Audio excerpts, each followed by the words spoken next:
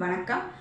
நமது மாலையம்மன் அஸ்ட்ரோவில் அடுத்த பதிவாக நம்ம காண போகிறது பார்த்திங்கன்னா, புத்திர தோஷத்திற்கு கர்ப்பப்பையில் உள்ள குறைபாடுகளை எவ்வாறு நீக்குவது, அதற்கு உள்ள மருந்து முறைகள் என்ன அப்படிங்கிறத தான் நம்ம பார்க்க போகிறோம்.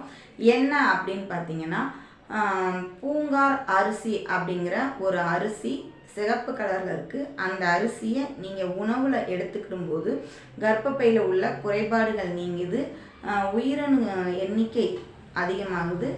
அதற்கடுத்ததாக பார்த்திங்கன்னா கரு முட்டைகள் உற்பத்தி அதிகமாகுது, கர்ப்பப்பை கழிவுகள் அகற்றப்படுது. இதன் மூலம் கர்ப்பப்பை சுத்திகரிக்கப்படுகிறது.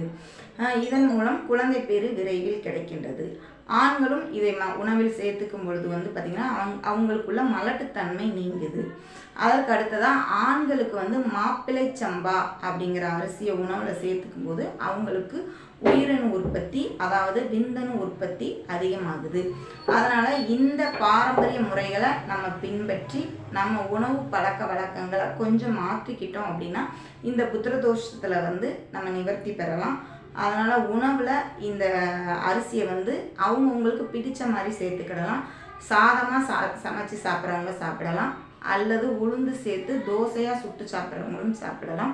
இதை ரைஸ் மில்லில் கொடுத்து மாவை அரைச்சி புட்டாக செஞ்சு சாப்பிட்றவங்களும் சாப்பிடலாம். மொத்தத்தில் இந்த அரிசியை உணவில் எப்படியாவது சேர்க்கணும், அது மட்டும்தான் நம்மளுடைய தாட். அதனால் இந்த அரிசியை எப்படியாவது உணவு பழக்க வழக்கங்களில் சேர்த்து கர்ப்பப்பை சுத்திகரிக்கப்பட்டு நல்ல முறையில் நீங்கள் குழந்தை பேர் அடையணும் அப்படிங்கிறது தான் மாலையம்மன் அஸ்ட்ரோட குறிக்கோள்.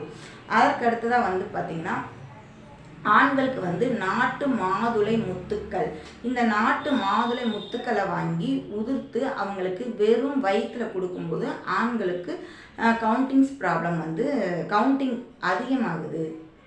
இது எதற்காக அப்படின்னு பார்த்திங்கன்னா, சூரியன் சுக்கிரன் நெருங்கிய பாகையில் இருக்கும்போது ஆண்களுக்கு அந்த சுக்கிரனோட வீரியம் கம்மியாக இருக்கும். அதற்காக இந்த நாட்டு மாதுளையை உணவில் எடுத்துக்க சொல்கிறோம்.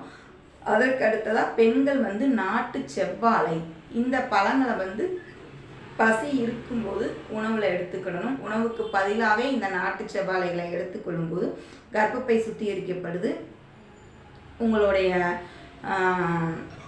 கர்ப்பப்பை சுத்திகரிக்கப்பட்டு கழிவுகளும் வெளியேற்றப்படுது. இதனாலேயும் உங்களுக்கு புத்திர பேரு சீக்கிரம் கிடைப்பதற்கான வாய்ப்புகள் இருக்குது. மீண்டும் மற்றொரு பதிவில் உங்களை சந்திக்கும் வரை உங்களிடமிருந்து விடைபெறுவது சாந்தா சதீஷ். நன்றி, வணக்கம்.